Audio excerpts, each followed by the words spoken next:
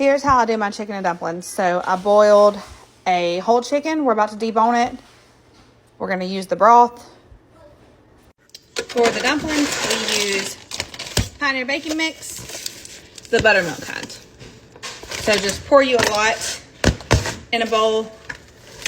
I usually make quite a bit of dumplings, so we'll see how this is. And then we'll just add some milk until we get it to the right consistency, which I'll show you in a second.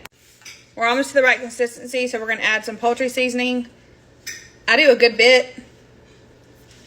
About like that. We're just going to stir it all in. So this is the consistency I like. Let me see if it can show on camera. Hold on. All right. Where it's sticky. And I'll show you how to do it.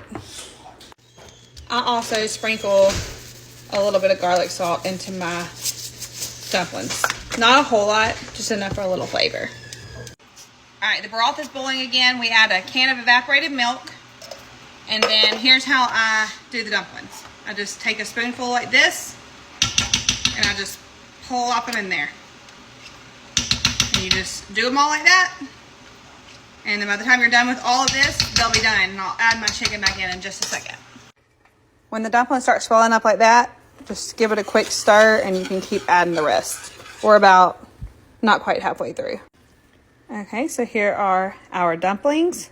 And I'm telling you, if you do it like this and don't do the biscuits or the frozen ones, these have so much more flavor. My family won't even eat other dumplings. All right, we're just gonna pour our chicken in.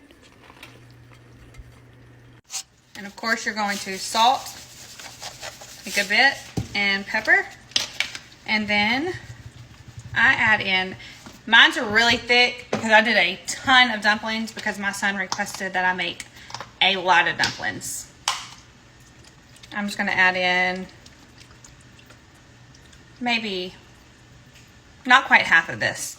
Maybe let's do half of heavy cream, and we're gonna stir it up, and I'm gonna turn it all the way down to low, and we're just gonna let it simmer.